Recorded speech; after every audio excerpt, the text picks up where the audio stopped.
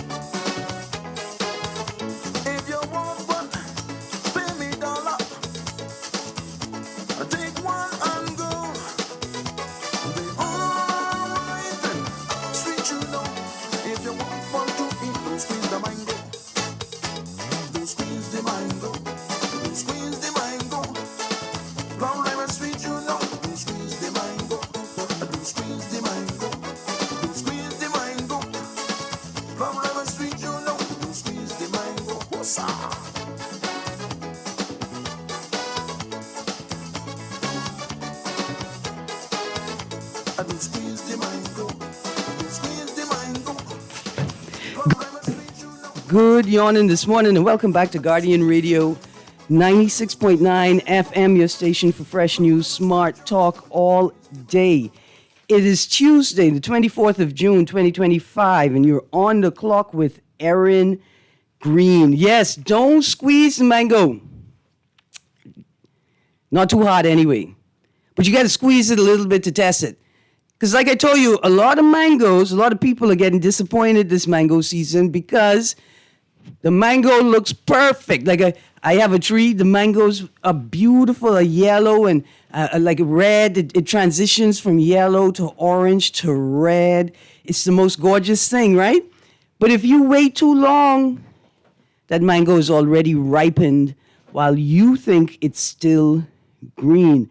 So remember to test your tree. Make sure you know when is the optimal time to pick fruit from the tree. See, because waiting for it to drop on the ground may not be the best idea.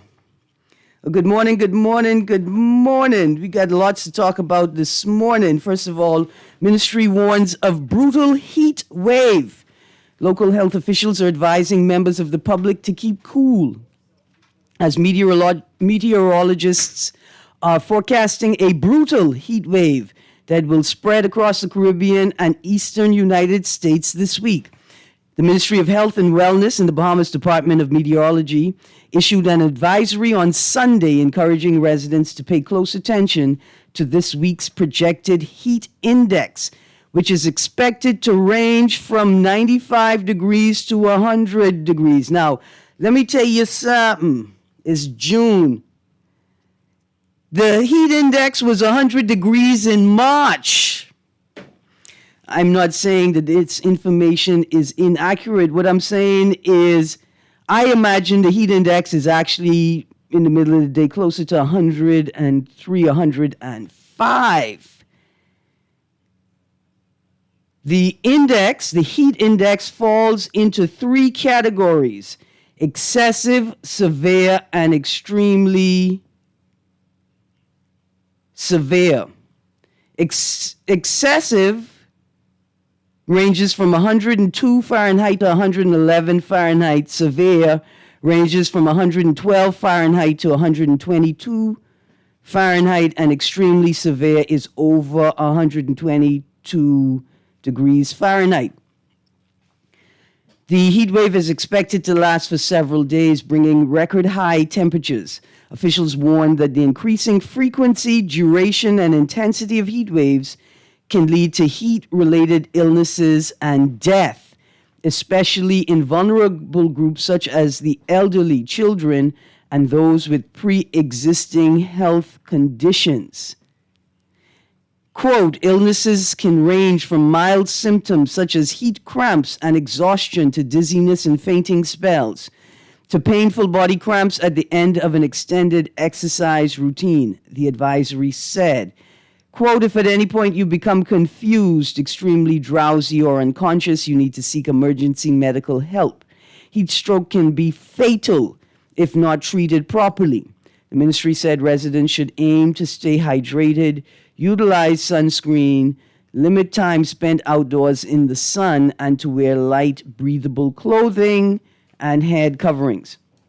Okay, so for people running summer camps, day camps, residential camps, vacation Bible school, please be careful with your young people outdoors and plan your activities in short intervals. Let's go to the phone line. Good morning, caller. Ms. Greene, I'm good, thank you. How are you? hey, Rita, people almost boys were outside yesterday. Boy, it had to be at least 356,000 degrees yesterday outside. Mm-hmm. Yeah, I want people to hydrate and drink water, but don't be stupid enough to drink too much water.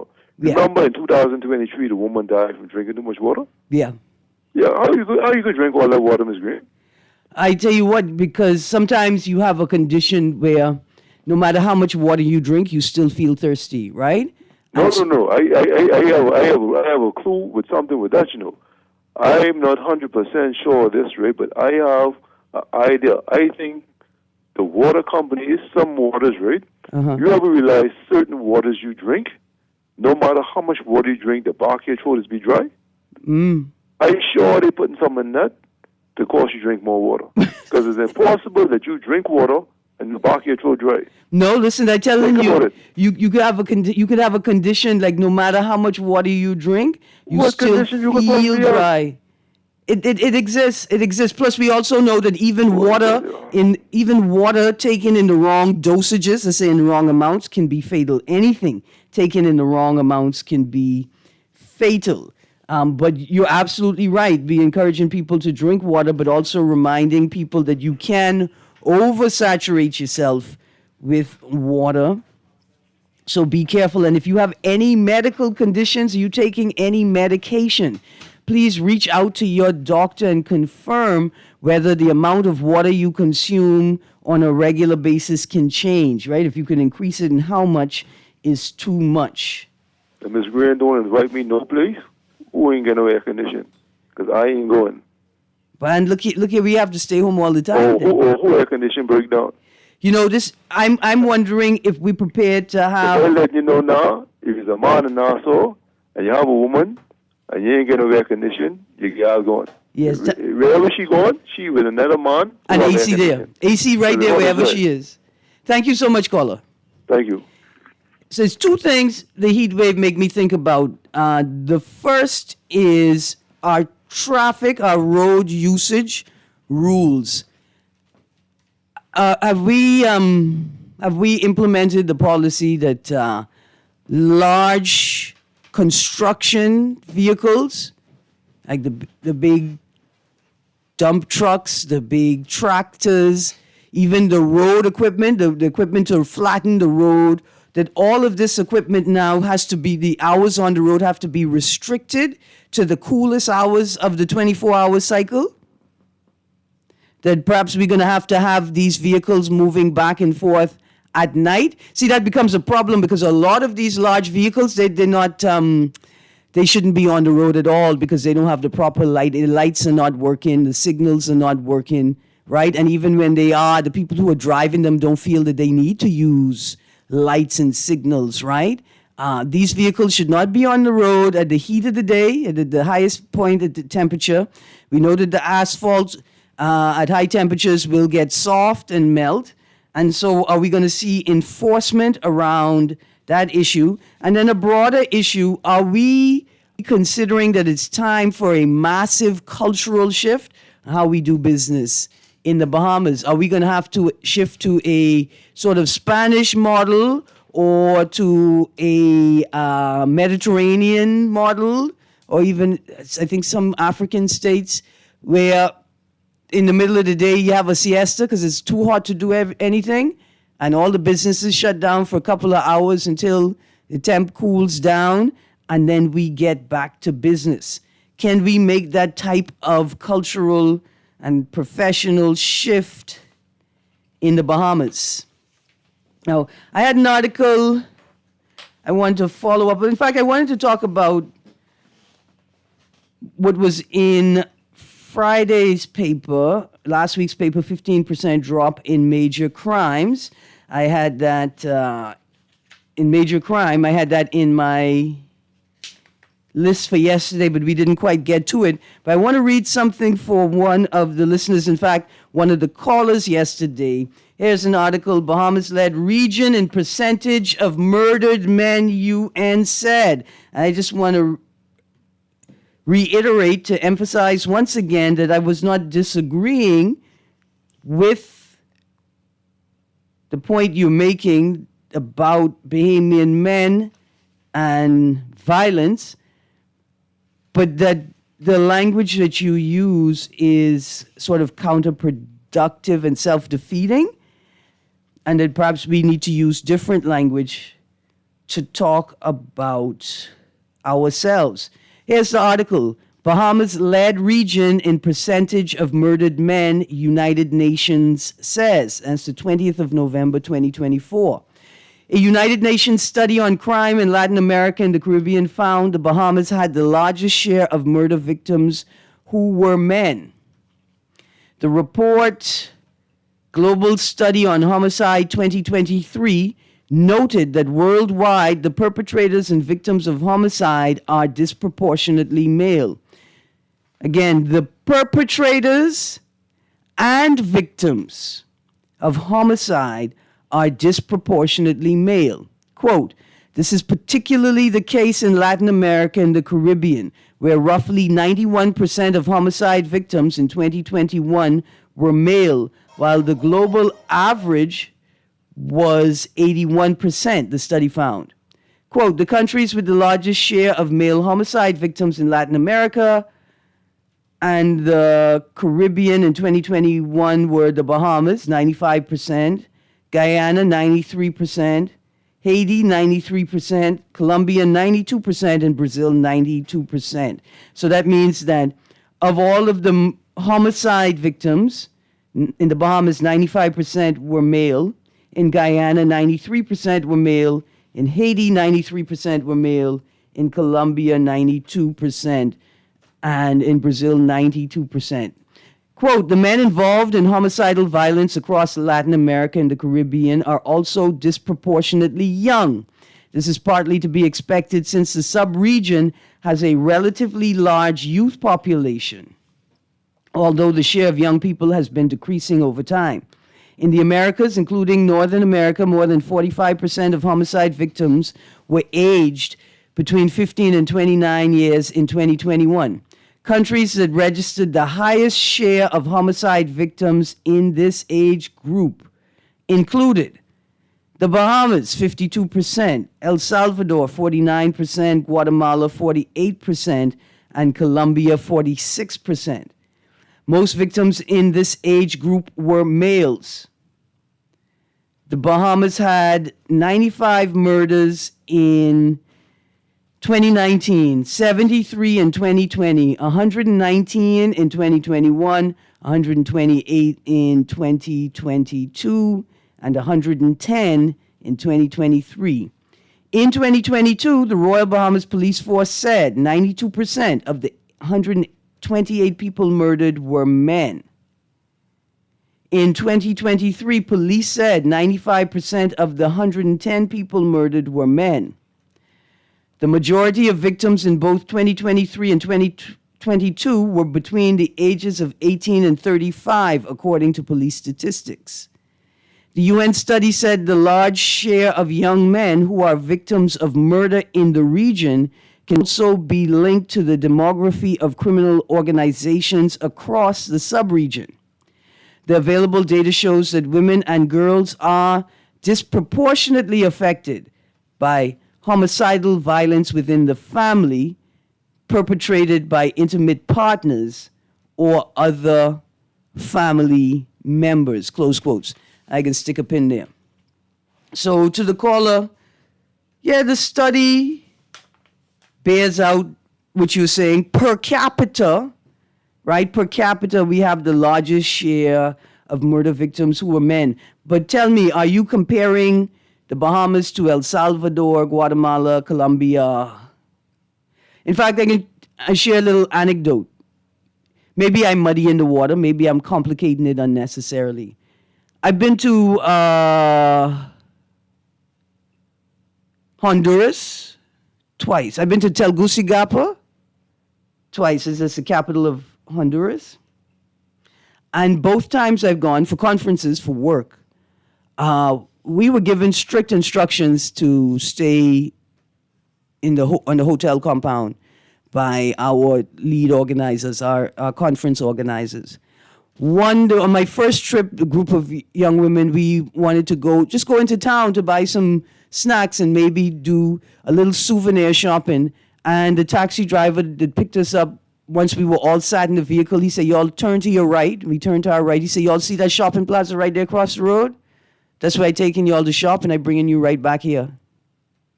Okay? And that's just what it was.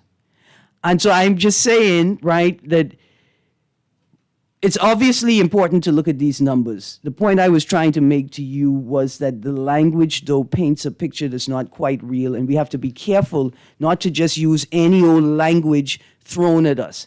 I'm going to go to the phone line now. Good morning, caller. Hey, D, how you doing? I'm good, thank you. Now, is that the same language we use, when we attend the Olympics?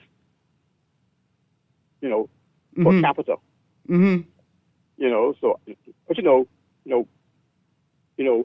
But I think, how I think the information is useful is that, we are such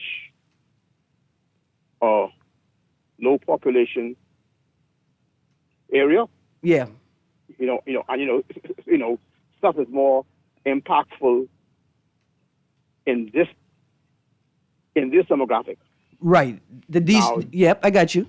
Yeah, now it should be an eye opener for us in this.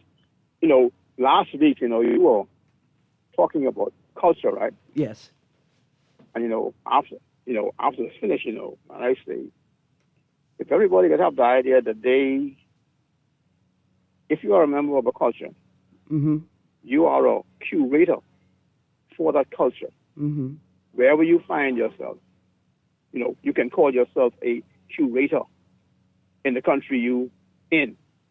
Yes. And there are certain things you personally, you just can't allow if your culture is to continue.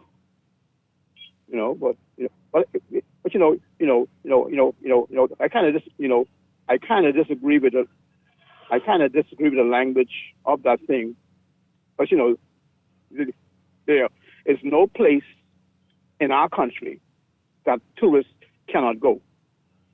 Yeah. I see them on Lincoln Boulevard walking up and down.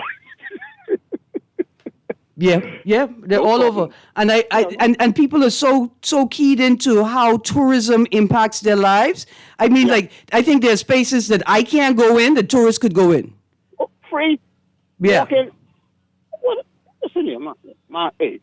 And when I say that, what I mean is somebody could take them there before they take me there, and the people there going to treat them decently because they understand how they plug into the bigger equation. The importance. Yeah. The importance of it, and if we see ourselves as persons who are providing a particular service for the rest of the world, in terms of, all the world sees our locale as a safe place. I think, it's incumbent on us, we try to maintain that. Mm-hmm. Oh, And, very much so. Oh, hey, Yes, sir. please tell Yuri good morning. I will do. Nuri. The caller say, tell you good morning. Nuri say good morning, sir. Have a wonderful, You know he is. have a wonderful morning. Okay, baby, bye. All right, bye-bye. Producer, let's go to the next caller. Good morning, caller. Good morning, caller. Good morning, caller. Yes, good morning to you and the Nuri's piece there. I want to address with the thing we just said with the language. Yeah. And, though we may try to avoid the language, it is what it is. I think the problem that Duncan was trying to make, Cleve was trying to make, is the fact that if you was to take the data and you look at what is the international standard for what is considered a conflict zone, Mm-hmm. out of the 200 countries, the Bahamas is rated as the 11th place in the world today as being in an armed conflict location. And basically, it tells us, and that's because they treat the whole Bahamas. If you just take away, say, the other 100,000 from New Providence, we would move right up the rank in being the armed conflict based on the number of gang violence and deaths that occurs from the result of those particular crimes. Right. And Okay. Even And all I want to say, and I'm agreeing with you, and I want to make the point that I was agreeing with the caller. It's important to understand what it means because, right, we're too small to lose that many people, right, among other things. But the language is used to paint a picture of you and to make, you see what I'm saying? The language is also used as a tool, right? It can be true, but what I'm saying is that the expression I often say is that you can't manage what you can't measure, but you can't measure what you won't acknowledge. No. And so, see, let's use an example, right? Yes, regardless of how the language is used, and everyone doesn't enunciate in whatever in the same English language. But the point I think that Cleve was trying to make is that we need to recognize where we are. Oh, yes, without a doubt. I got his point. Right, because Yeah. but I want you to think about this, right? And this is why we're not addressing this issue. I want you to look at these guys, and they like to say these are what they call drug-related and gang-related and whatever. Mm-hmm. These people, and we said, crime and whatever, this is about opportunity. These guys standing on the corner or in that community, they know wholesale, retail, import, export, profit and loss, all day while doing all these things. At the same time, there's a group of people called the police trying to eliminate them, and there's another group of people called their competition that's trying to kill them, and they're still functioning. It tells you that these people have skills, but the problem is we are not providing opportunities for these individuals to use these particular skills they have, which may not necessarily come from the formal education we put in the school, to redirect them into avenues. And so we talk about all of these 30 different economic models, which is a lot of them requires only the same skills that these individuals possess. But the problem is our leadership talks about these type of different economic models like the orange economy and green and blue and digital and everything. But they do not understand the requirements of building the legislation, the policies and programs and process infrastructure necessary for these individuals to tap into these before they get to the point of this crime life. I get you. That's how we need to talk about it in context when we have all these so-called consultants in management talking about what they used to do and everything else and not looking at the reality of the solution rather than eloquently describing the problem. Thank you very much. Thank you very much. Here's a text. I agree somewhat with Duncan. Just because it's the pot calling the kettle black don't mean the kettle ain't black. There are people who live beautiful, comfortable, luxurious lives in Colombia and the other cartel-ridden South American countries where gangs routinely... where gangs routinely kidnap and murder people, but because some people live a beautiful life there, don't mean some things ain't going on. I reference again the U.S. citizen who had his foot partially severed in the Atlantis nightclub, and it never showed up in a single police report. More things going on here than should be given our size, and it's a very bad sign. Maybe not a police report published to the public. That's some wild stuff. We all know about what happened when drugs infiltrated the ruling class of this country in the 70s and the 80s. We are likely seeing the same thing with less visible drugs. Thank you, text. We don't have to agree, but it's a thoughtful text. Without a doubt, we have to focus on this issue. See, caller, coming to you right now. I want to bring it to you from my perspective as an LGBTI rights advocate. I'm going to go to the caller first. Good morning, caller. Good morning, caller. You there? I'm sorry we lost you, caller. Okay. I said I'm an LGBTI rights advocate. I'm a gay rights advocate, right? And I was working through, you remember the Stop Murder Music campaign? The campaign, I think it emanated out of Britain and maybe Canada, out of the global north. And one of the kind of targets was Buju Banton. And they say to stop this murder music campaign. And out of that came this language, Jamaica is the most homophobic place on earth. Right now, as an advocate, I know the levels of violence that gay people face, can face, do face, have faced in Jamaica. I'm very much aware of it. I've worked with Jamaicans. I've been to Jamaica doing work. And I refuse to say that Jamaica is the most violent place on earth for gays. I refuse, because it's not. That language was constructed and painted, applied, laid on thick for a political purpose to destroy Jamaica.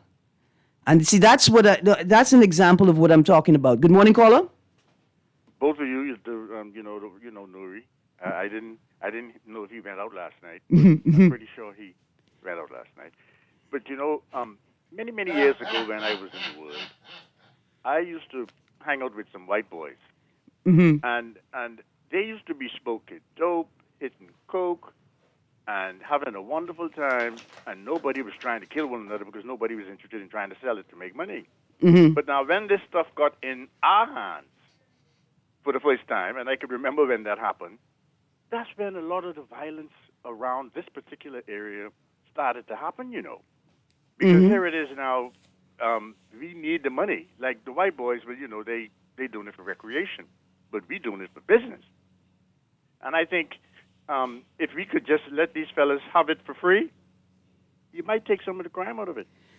Well, listen, that's I'm going to do some research because there are a couple of jurisdictions that have tried alternate strategies, right, for to reduce not only drug use but drug use related crime, right? So we got, I think in Utah, we have non-sober living facilities. So you don't have to be sober to get a place in a bed, right? Most facilities require that you have to be sober to get a bed. But this place is saying, hey, we know that people are struggling to stay sober because they don't have a place to live. Let's reverse it and step people through the process differently. There's some states and countries where they completely decriminalized all drugs. I think maybe Portugal. But I'm going to do the research and I can bring some data back on that and we could flesh out that conversation. Because here's the next thing. Like you saying, I'm glad you said it. And I'm glad that you connected it to what everyone has said. We can't talk about this violence without talking about the drug era. Exactly. We can't. In fact, I want to, before I get back to some local news, in Jamaica is now touting a significant decrease in homicides and murders, right? Significant decrease. But you hear people on the fringes whispering about extrajudicial killings. And to what extent has this number been brought down sort of drastically, significantly, right? To what extent has extrajudicial killings played a part in that shifting in numbers and statistics? Because then it means that maybe there wasn't a real shift, right? Because what are extrajudicial killings but homicides, right? The criminal attorneys like it this way. And I want to very responsibly say that it's not unreasonable for people to be asking similar questions in this jurisdiction. See, but if you completely invisibilize the drug era, if you don't reference it, if you don't contextualize your conversation by juxtaposing it to that, then you sound completely unreasonable when you say things like that. When this conversation that I'm going to be having with Natino Thompson and the big July 3rd, that's one of the ghosts that we refuse to talk about. And see how I break my toe? It's like a ghost, an invisible barrier, a block in the room, and we keep turning and bucking on our toe on something we can't see. The room's so jammed up, everything's so tight. When you have space, Yeah. you don't buck your toe. Absolutely. Thank you, caller. I got another caller on the line. Let's go. Sorry. Good morning, caller. How are you? Yes, I'm okay, Miss Greene. Good. Yeah, as you was playing Squeeze the Mango, I was eating a mango. Absolutely. But I'm very not with you, but I get upset when I hear about extrajudicial killings, right? Uh-huh. At the age 60, there's decades of that. Nothing has ever been done. I could go down the chronology from, how old are you, 60? I could go back 50 years. From my father was there in CID, and I have been told stories by senior police officers as to why my father and certain officers fell out. So we see the tension amongst officers that they want to hide within themselves, right? Mm-hmm. But I just prefer if you don't talk about it, because nothing has ever been done, and it brings back memories of old friends, and like I discussed on School G. And so I think something you said that I heard on School G show, right? Mm-hmm. But of course Cleaver was correct, but the language is self-inflicting, right? Mm-hmm. Cleaver is correct as the data and all that and everything. Yes. It is no, I'm not going to let anybody paint my reality for me, but I'll share this little quick story, right? Mm-hmm. The young gentleman who shot you, New Bowl. Mm-hmm. I left my cell phone in the postie shop, so I swing back to get it. I wanted to get something for my children because I didn't cook, right? And the corner was blocked off. So as I turned to head east, the corner was blocked off, left and right. There wasn't no way to travel.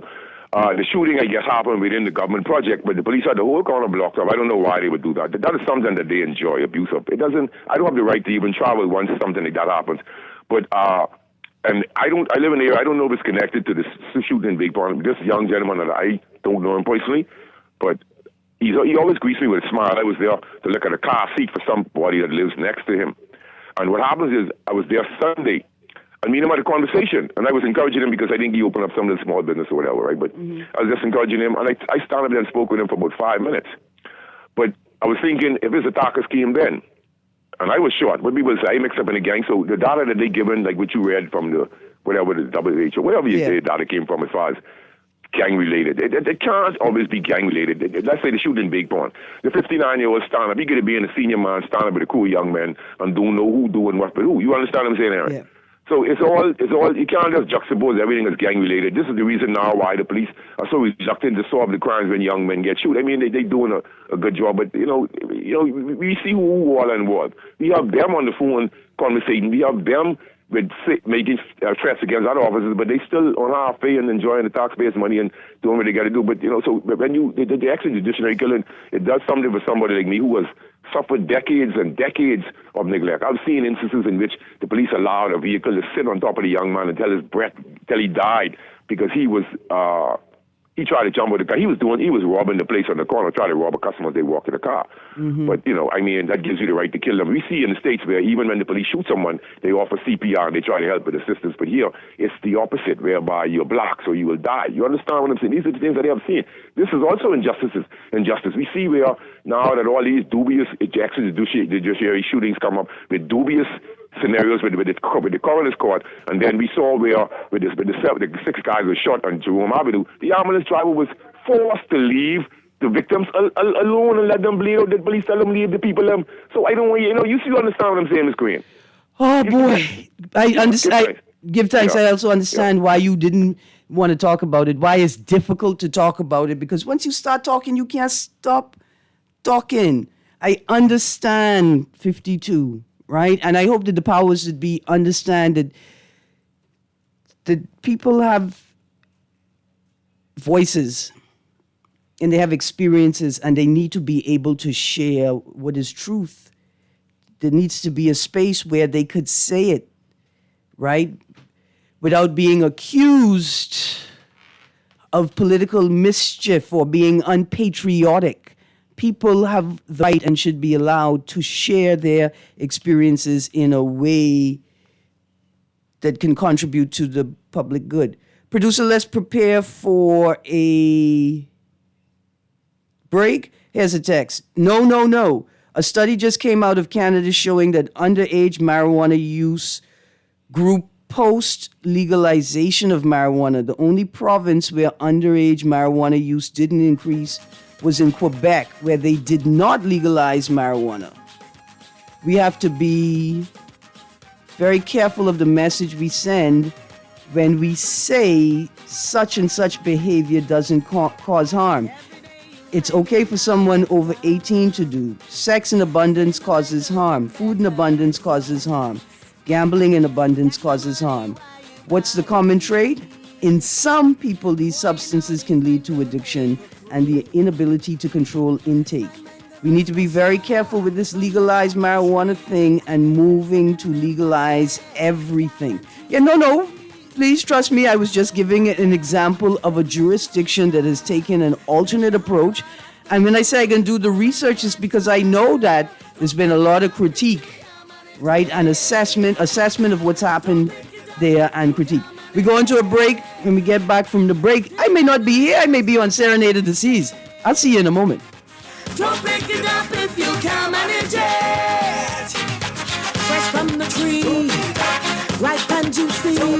Boy, you know what's going down tomorrow? Nobody, what happening? Joe bringing these knives to school. He could do Junior in. For what? Boy, he fooled with Joe girl. Mother sick. And you know Junior don't back down for nothing. So that means you got a big fight tomorrow. So whose side you on? Side? I trying to stay in school, not Simpson Pen. We gotta tell somebody about this fight. Tell somebody. I ain't no snitch. I mean cool, you know. Boy, if you so cool, then you need to stay in school and stay out of the fight. Yeah, but if I don't hang on Joe's side, him and these boys coming for me next. Alright, so we definitely gotta tell somebody. We gotta prevent the fight. What I say, I don't want nobody call me snitch. We could just call Crime Stoppers. You could report what you know, and nobody gotta know it's you. So how did I boy? All you gotta do is call them, or you text them through the Crack Crime Bahamas app, and nobody can know it's you. Then the police come looking for me for more info, and when they finish with them, Joe them coming looking for me?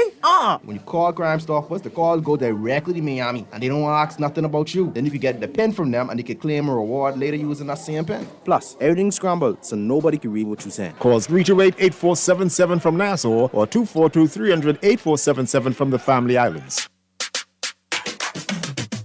Hey Bahamas, it's your girl, Coach Trish Hanna, and guess what? I'm over here now on Guardian Radio 96.9 FM with Your Lane Talk Show. Starting Sunday, July 6th at 4 p.m., I'm bringing you real talk and fresh perspective on everything that matters to us as women. Relationships, beauty, finances, faith, and so much more. I'll continue to bring transparency to taboo topics as I aim to empower, encourage, and educate women of all ages, stepping boldly out of the four walls and into media. So tell a friend and tune in every Sunday at 4 p.m. We're walking in your lane on Guardian Talk Radio. Let's have a conversation on what we face every day. It's Your Lane Talk Show with Coach Trish Hanna. At Cleveland Clinic, care is everything. So when your primary purpose is to care for the world, you'd start with your community until you're accessible anywhere. You make complexities your specialties and put compassion before anything else, all to redefine what's possible. For everyone, everywhere. For every care in the world. Cleveland Clinic. Love the show? Want to give your support? Become a sponsor today. Call 302-2300 for our rates and packages. That's 302-2300. Become a sponsor on Guardian Radio 96.9 FM. Fresh news, smart talk, all day. You try to rest, but roll with the best. For all your printing needs, there ain't no one better, no. For posters and banners, magazines and flyers, for window decals, greeting cards and newsletters. No job too big and there's no job too small. You name it, we can print it. Just give us a call. Let Print Masters bring your masterpiece to life. Located in the Nassau Guardian Building, telephone 302-2361. Sign up now for the Michael Scootery Peace on the Streets Basketball Classic. This is our 30th year, and we are doing it big. Sign up for 13 and under Tropical Gyro, 16 and under the Myers Group, Sun Oil, 20 and under in the Church Group, We Buy, You Sell, the Design Group in the Open Division, and for the first time, the Jamaica Bahamas Corporate Division. Competition begins July 14th to the 20th at the Hope Center. And then Kendall Isaacs. That's the Michael Scootery Peace on the Streets Basketball Classic, where we shoot hoops instead of guns.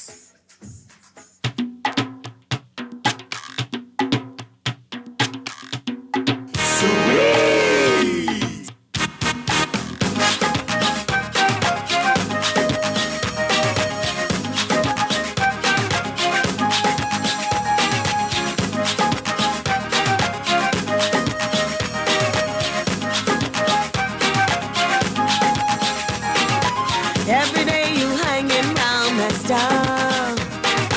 Say my mangoes look better than yours. Got no money, why you bothering me? Why you know these mangoes ain't for free? My mangoes are special from the top of the tree. Sitting in the basket, guaranteed to please. But I have to warn ya, they'll make you see stars.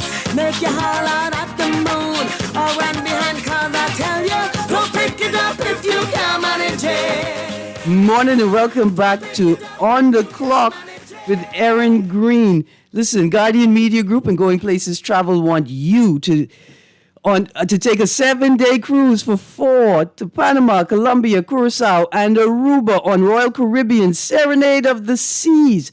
And here's the best part. No visa required. That's right, no visa required.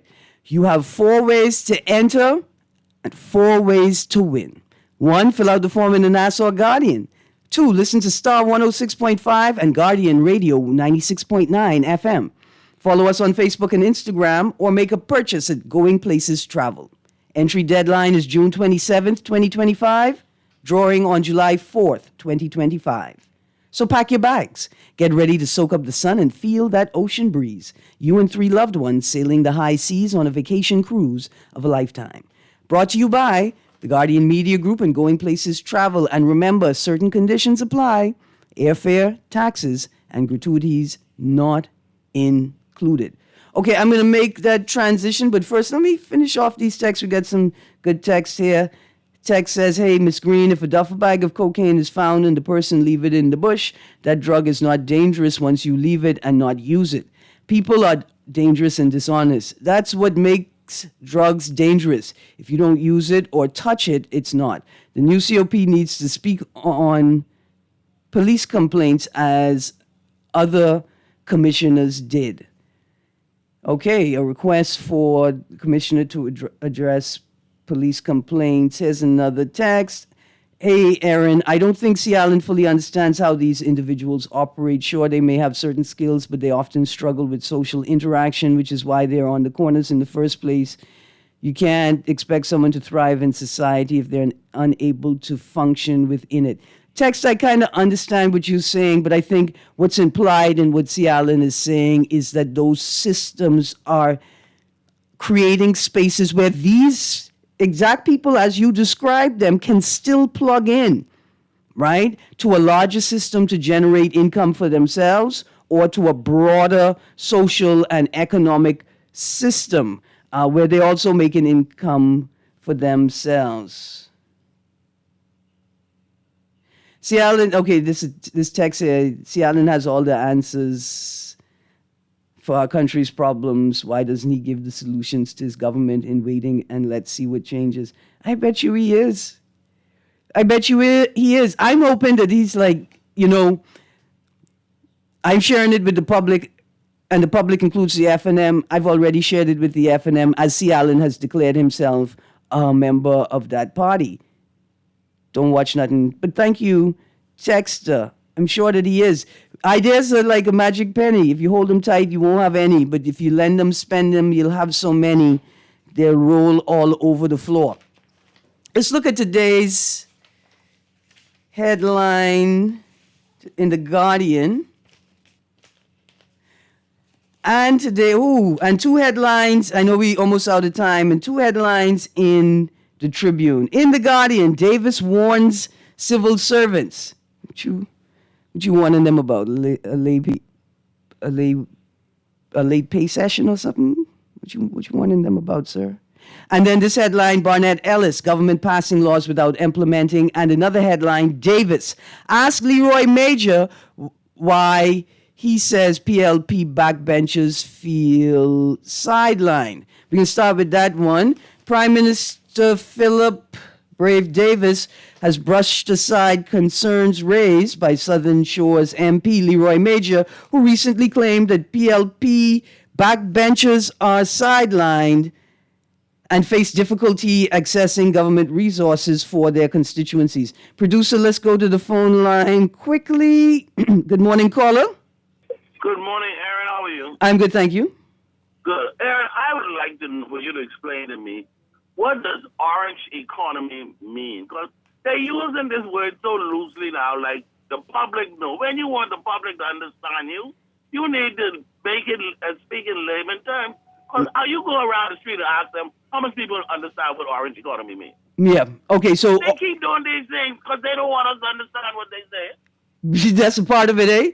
But it's something cultural. Hold on. Let's say for a moment it's something cultural as opposed to concerted malfeasance, right? Because they changed the law left on red and didn't feel they needed to tell anybody what that meant. They paint lines in the road. Explain it to me in layman terms.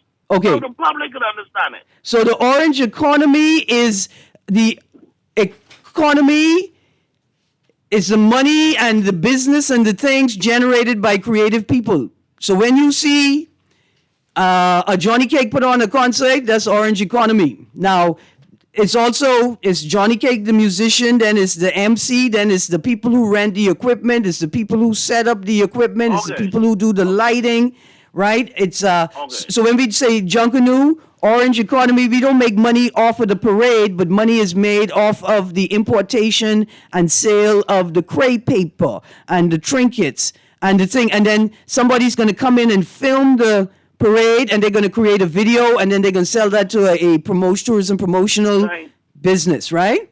Thank you very much, Erin. Because now the wider public understands what they mean when they say orange economy. And it's so important because the government's job is not to put money in my hand, and not even necessarily to put the opportunity to make money in my hand. But at the very least, you're supposed to create an environment in which I could put money in my hand, and you're supposed to explain to me what is the environment, why you put these things here, what are they for? I'll explain some of these terms to you, because not everybody went to college and study business classes to understand all these loose terms they use so loosely. It's like a doctor trying to explain to you what he's going to do when he operates on you, without telling you in layman terms. Right, and it's important for people, like people have narratives and stories that are politically expedient for them. One of the most important people in the blue economy is the boy who go out in the water and put the conch down, and when you're ready, he's go up and pull it up. I thought the blue economy was the average man, the blue collar worker is the average man who right, like blue is the working class economy, but no, blue economy is ocean economy, and green economy is from eco-sustainable, right, what you derive from there. Okay, but so now, I understand something else. So the blue collar worker is somebody who works in an office. No, white collar worker is someone who works in the office. Blue collar worker is somebody who works with their hands, works with trades, right? Works with the earth, works in construction. The gold collar worker is. Oh Jesus! I never hear that one. I know, because they don't. Why would they tell you where the job applications are? Yeah. You see what I'm saying? So what is the gold? What is the gold one now? So the gold collar worker is like above the white collar worker. They work with supranational agencies, right? Like they're the big CEOs and all that. they high level. They still workers though. See, that's the important part. They still workers. And then CEOs, they work. And then you got the no collar workers like me who's work on people's nerves. No, but see, you still teaching the public, so you're doing something important. Yeah. Thank you very much. I got two more callers on the line. But I appreciate your question because we're going to read Barnett Ellis government passing laws without implementing at some point. Good morning, caller. You need 2 and 3 hours. Good morning. How you do? Good morning, Miss Greene. Miss Greene. Yes, sir. Papa, listen, Prime Minister Davis saying that the man or the person put their resignation on his office. He sound like he's sending a threat, not a threat, but a demand from the public service to either deal with the files or move things faster. And someone already put their resignation in. You know who that person is, eh? What? No. Yeah, tell me something. Yes. I listened to not a social media, but an next station last night, and they were saying that one of the not tabloids, but the media outlets, the owner, is trying to get, not trying, but it's a businessman in the Make Warner, I believe the Make Warner area, and they're trying to get a nomination from the PLP, and I was wondering if I dreamed that or what. Say, either one Mr. Robert Karen or something like that. What? Yeah, but it sounds like a dream or something, but that's the Tribune, right? That's the people who... No, man. I mean, there could be two people with that name. Yeah, hey. Yeah, because you telling me that somebody try make you dream that a person named Robert Karen is running for the PLP in the southern shores, in the southern constituencies? No, in Micah. Yeah, in Micah. Micah, Inagua, Auckland, and all of them. I believe Make Warner might be in that. Yeah, that's Make Warner. It's not a real place, but it's definitely a part of Micah. And stuff, and he was saying how he want to make it better for the people, and he asked for nominees allegedly from the PLP. We would have thought the F&M or something. Yeah, like how they say Beryl Hannah went down to the Southern Islands and tell the people the Queen sent me to tell you to vote PLP. You mean the PLP go win again? I didn't say that. I mean, they say if that man could get a nomination from the PLP, he ain't going with the F&M. All of this scandal, the PLP could win again, eh? No, man, only shame and scandal in the family, not in the PLP, okay? Only in the family. Wow, you blew my mind. But listen, I'm going to keep reading from this article. Thank you very much, Papa, for your call this morning. Producer, let's go to the next caller quickly because I only got 2 minutes. Oh, okay, here we go. We're going to continue reading from this article. Davis warns civil servants. Addressing hundreds of Progressive Liberal Party supporters last night, PM Davis said his administration has more work to do before the next election and warned the civil servants not to slow down the progress his government wants to make. What? Producer, how apropos. Quote, I'm fully prepared to move anyone or send anyone home who isn't getting the Bahamian people's work done, close quotes. What? Hold on, sir, you're not allowed to say that? Not even on a rally stage, you're not allowed to say it. What is happening? First of all, Bishop singing pastor, no more, shush. From you say we loses the goose, these by them took you seriously, you know. Dear Prime Minister, you're not allowed to say that. I'm not sure why these other sensible human beings haven't gotten up and told you that yet. But you're not allowed to say I'm fully prepared to move anyone or send home anyone who isn't getting the Bahamian people's work done. I can stick a pin. I can continue reading. This government, quote, this government was elected to deliver, not to stall, not to delay, not to make excuses. I told one fella straight, if you miss that deadline, I want your resignation letter on my desk. And let me tell you, that letter's on my desk because we're not here to collect titles. We are here to serve. Dear sir, I say I'm not sure if you have the legal authority to fire people because you say so, right? But here's the question. Do you really have the moral authority to say that? Do you know how long it took Kirk Cornish to present himself to the police after they requested?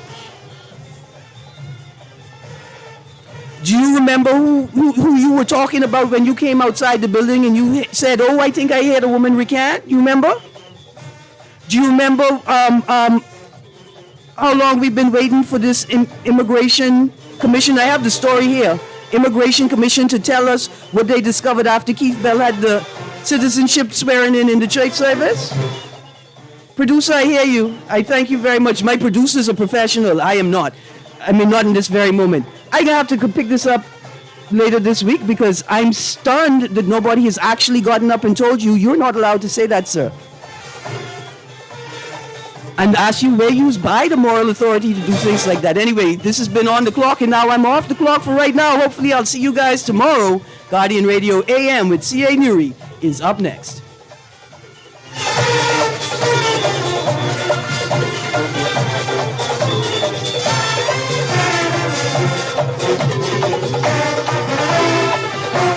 This is Guardian Radio 96.9 FM, streaming on GuardianTalkRadio.com and the Guardian Radio app, Nassau, Bahamas.